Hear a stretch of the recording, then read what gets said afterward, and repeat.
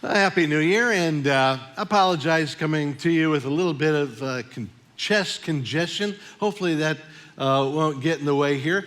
Besides the congestion, I'm also coming to you with a really important message.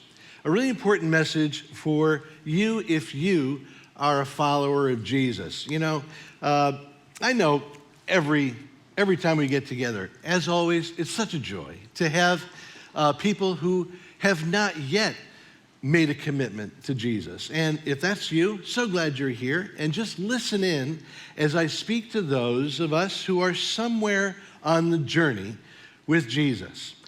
Maybe you just started your journey just in the last few months. Or maybe you're more like me and you've got a lot of miles behind you.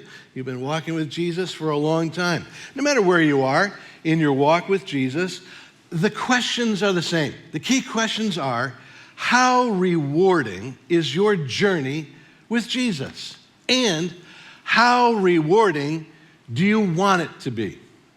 These are important questions because God poses through a fascinating image given to us by the Apostle Paul.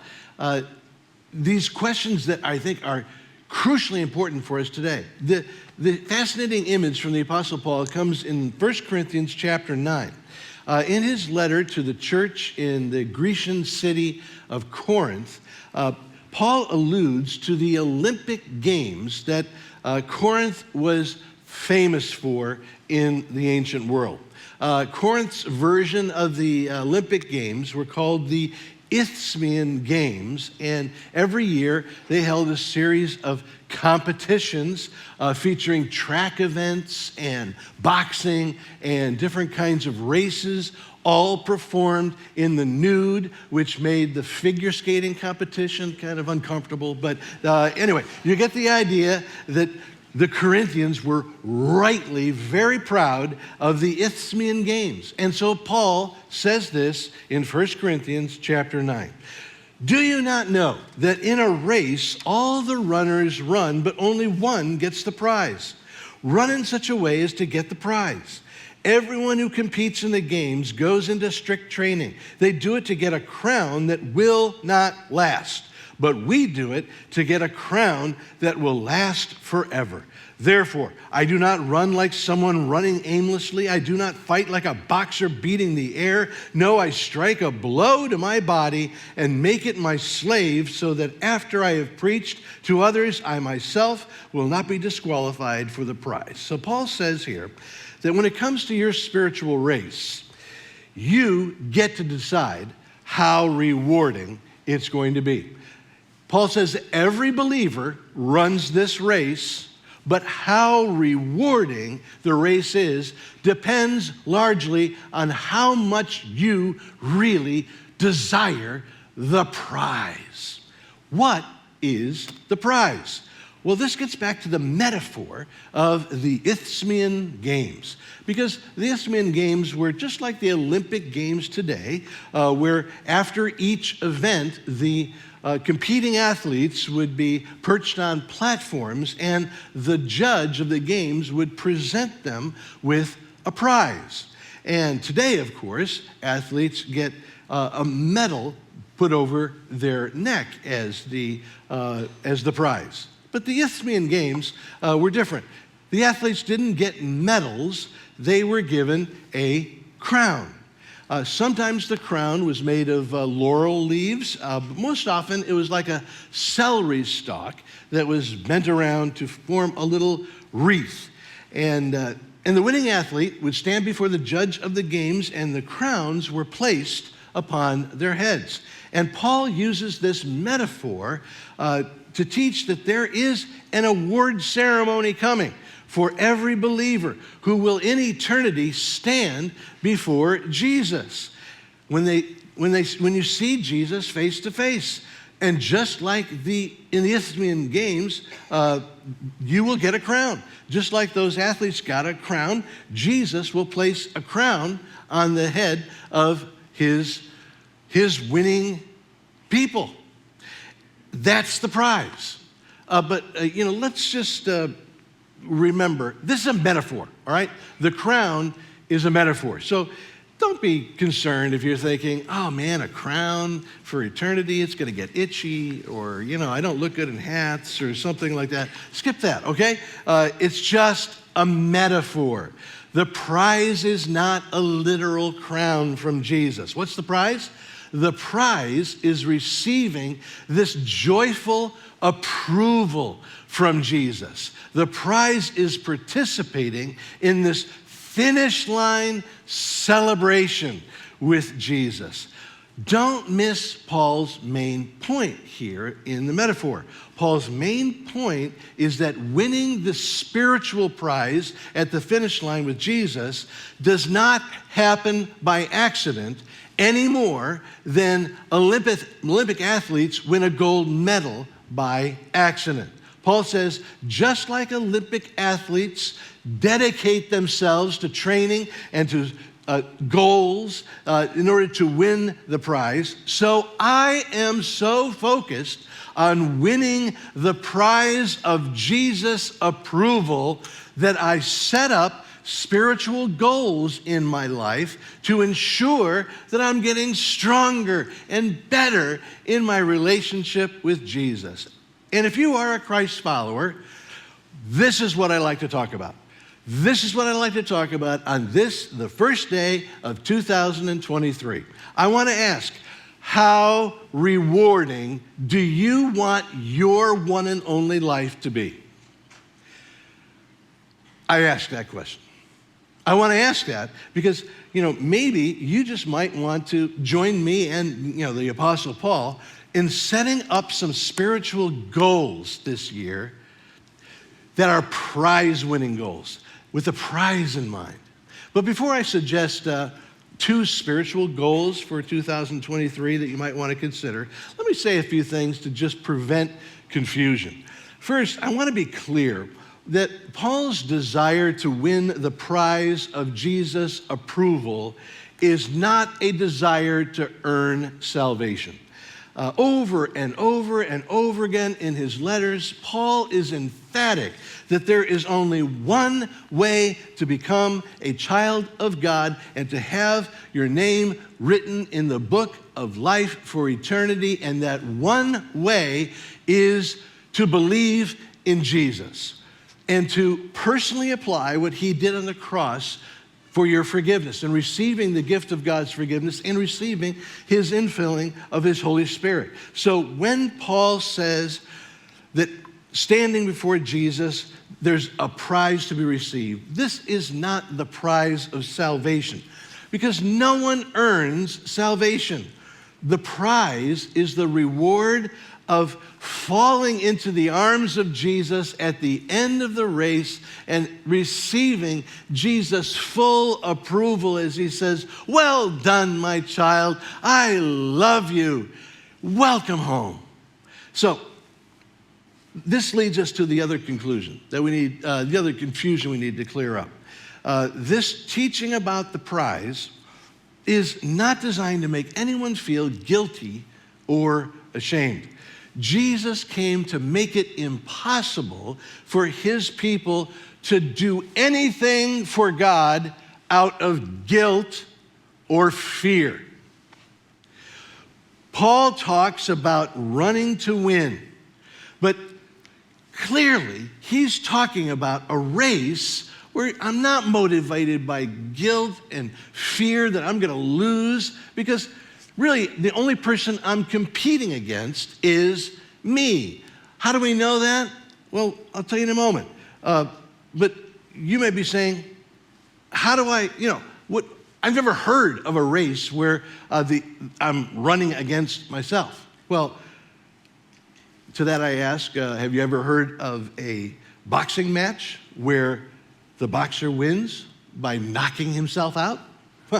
That's exactly what the Apostle Paul talks about in this metaphor. Paul says, "I do not fight like a boxer beating the air. No, I strike a blow to my body and make it my slave."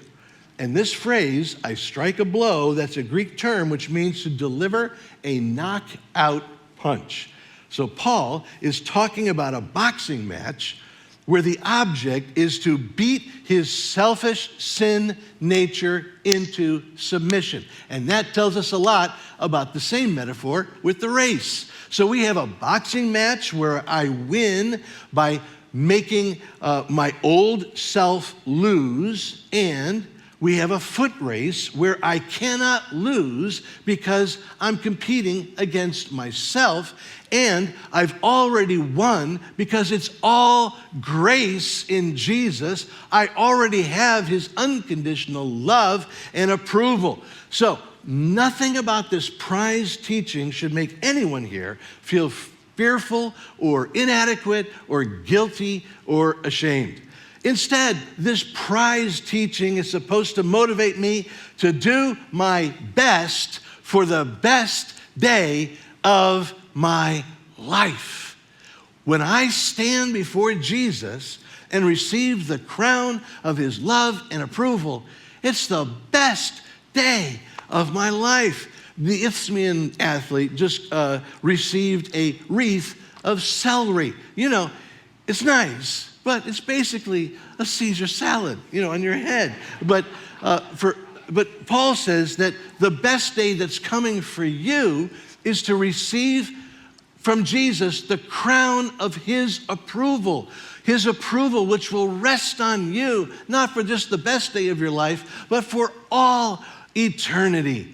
So now, motivated by this prize, which we've already won, let's talk about how to make 2023 a prize-winning year in Jesus' eyes, because in the Gospels, we hear Jesus talking about reward all the time.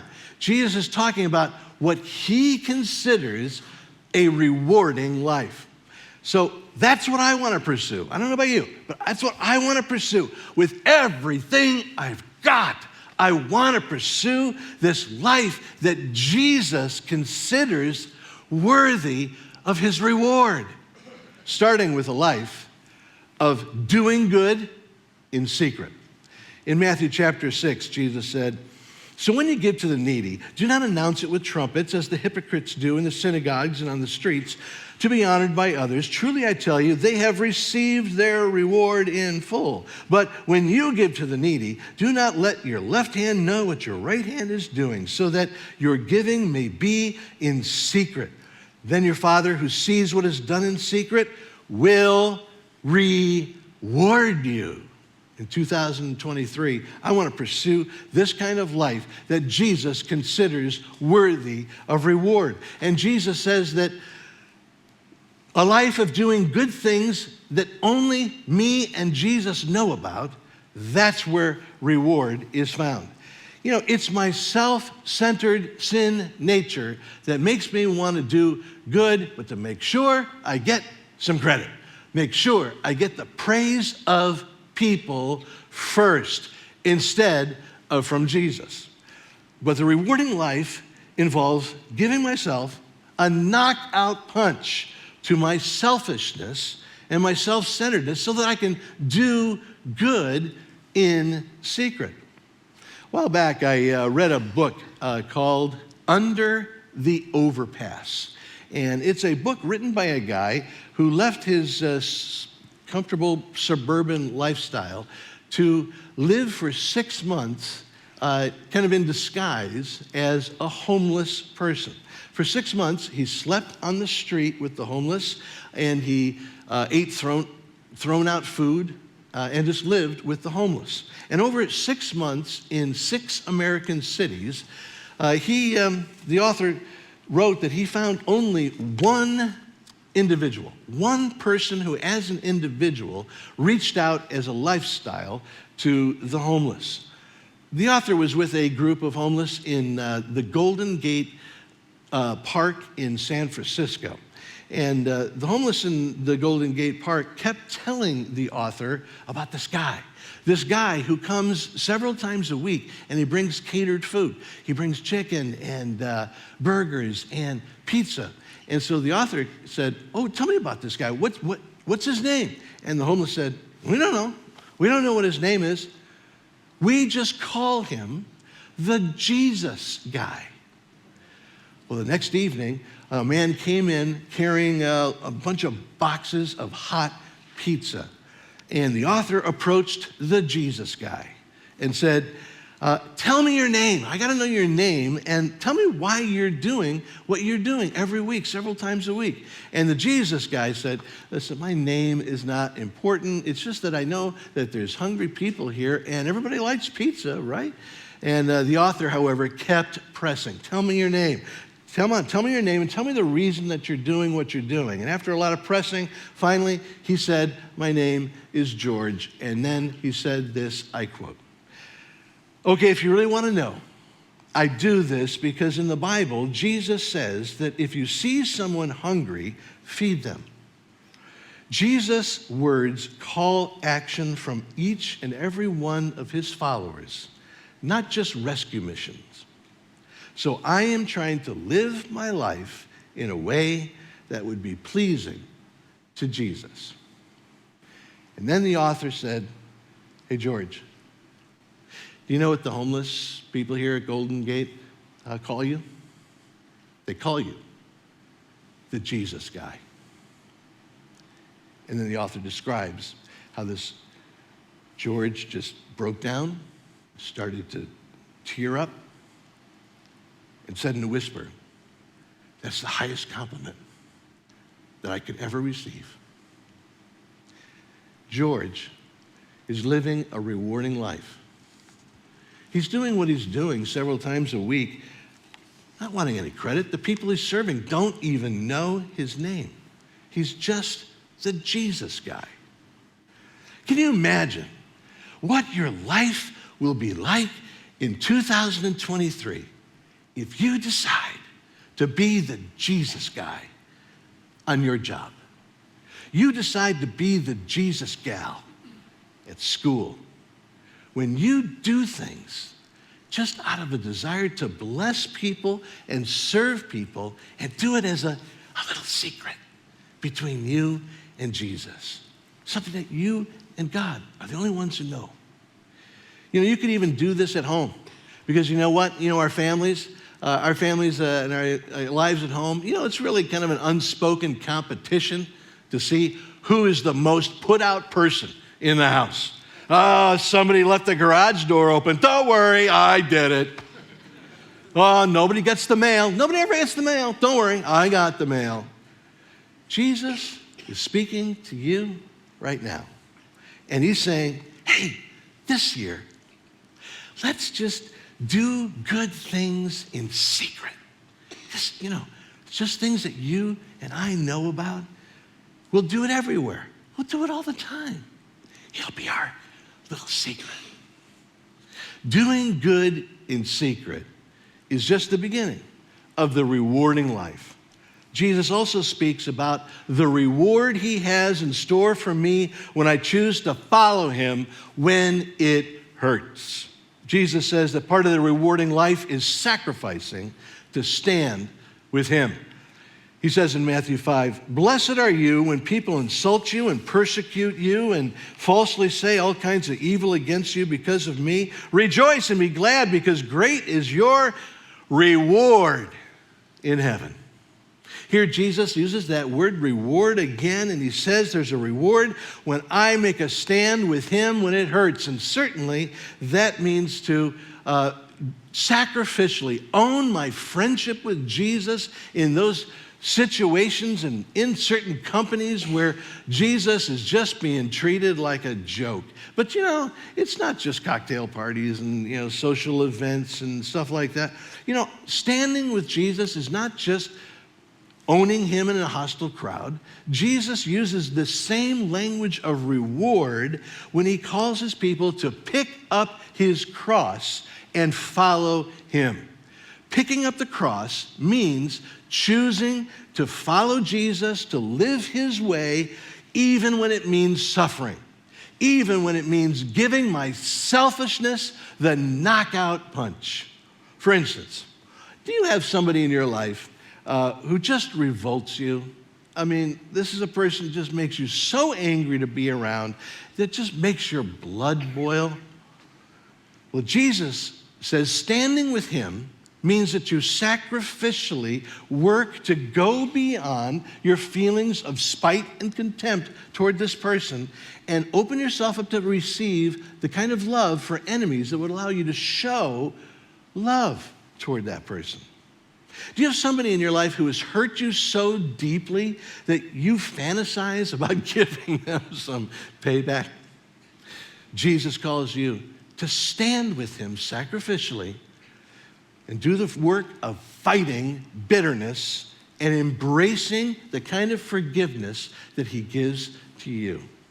Do you have some temptation in your life that just continually kind of wants to draw you like a magnet into something that is going to hurt you and is going to hurt people around you?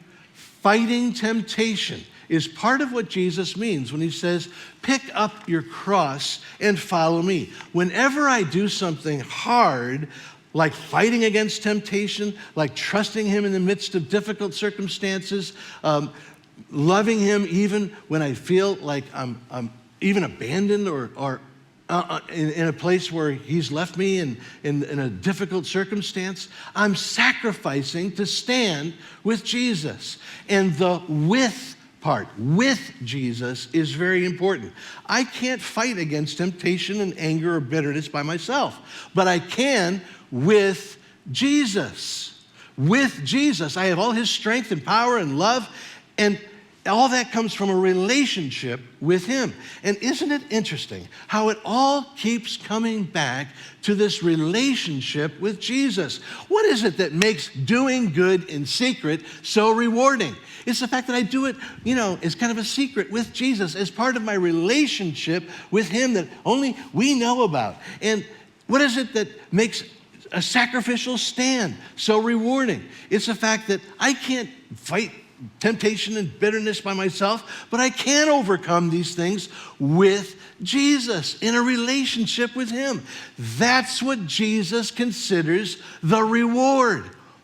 It's a life focused on the prize of a growing relationship with Jesus that begins now and extends for all eternity. So, here on the first day of 2023, this is a good time to ask, how am I doing in the spiritual race? Keeping in mind that Paul's main emphasis here on the race metaphor is that rewarding life does not just happen by accident any more than Olympic athletes get gold medals by accident. Paul says, just like an Olympic athlete, I want to dedicate myself to pleasing Jesus.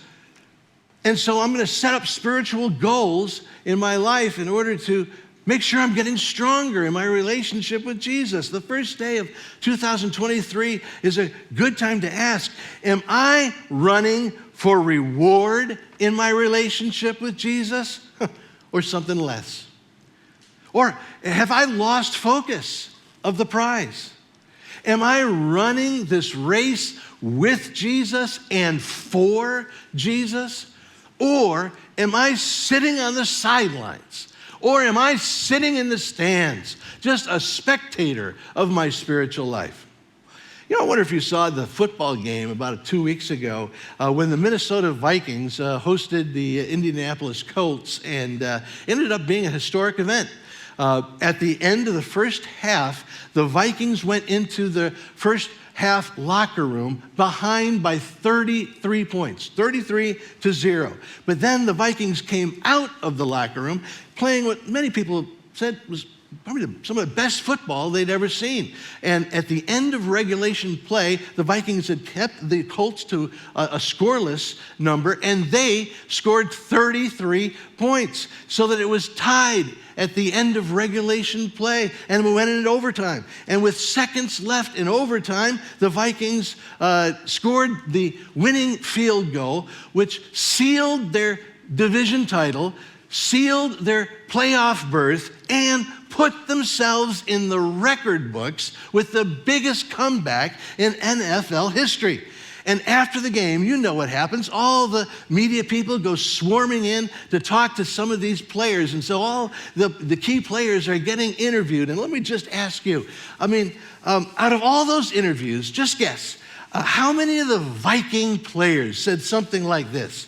What a bummer that I had to play this game. I am so sweaty. I think I pulled a muscle. I just wish I could have just watched the game instead of having had to play it. How many people on the Vikings team said something like this? I just regret it. I just regret all the training I had to go into, all the pain. I just wish that I could have just watched this thing instead of having to play the game. How many people you think said that? Nobody. Now, all the guys who are interviewed, they're just laughing out loud and they're joyful and they're just hugging each other, hugging strangers all over the place with this disbelief that they were honored enough to be a part of making history in a victory that was just sending the place wild.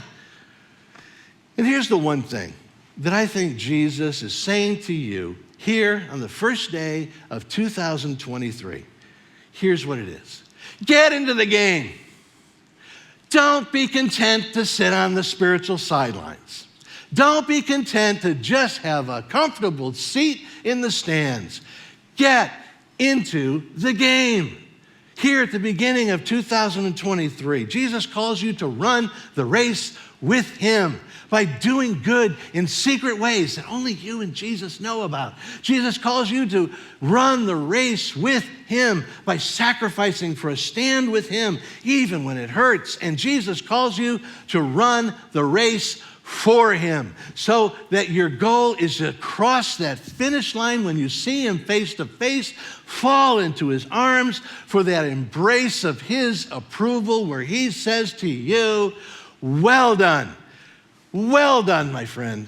You won the race. You won the only race that matters anywhere. Let's pray. I'd like to give you an opportunity, just to think about the year ahead and how rewarding you want it to be. Maybe the best way to start this new year is maybe to come up here in the front, maybe pray with one of the prayer team, pray about, what it might look for you to do a change in the way that you've lived life in the past. Or maybe there is some kind of hard thing that you're facing, and you want to start this year off by dedicating yourself to Jesus, to stand with him in the midst of the hard stuff you're facing. Jesus, thank you for so much. As we come to this new year, we're just full of so much gratitude. Not only have you saved us for eternity, but you give us an exciting adventure to run with you each and every day. Help us to run a rewarding life for our joy and your glory, Lord Jesus. Amen. Thank you for watching Black Rock Church's Sunday service. We're so glad you found us, and we hope this message made you feel more connected to God. In talking about connection, we find that it's super important for people to be connected to others and to community in order to grow in their faith. So if you're in the area, we invite you to join us to worship in a service. You can find out about our times and locations right here on this webpage. We'd also love to help you connect in a group and find people who can walk alongside you as you continue deepening your understanding and faith. And after you get to know us, you might even like to use your gifts to serve on a team. We believe God gave each of us unique gifts that we can use to serve those around us. One body with many different parts. If you're not able to be here in person, don't worry. We have a great online community and many ways for you to join in virtually and talk to us throughout the week. You can also stay in touch on our website, YouTube channel, Facebook, and Instagram. By visiting our website, you can also easily give your offering one time as an online gift or a reoccurring gift. Just click Give at the top. The Bible tells us that tithing is an important part of our relationship with Jesus, and we want to continue to trust God with our lives and our finances. Well, we are so glad you made the choice to get to know us and view one of our services. We hope that you join us next week. Thanks so much for watching.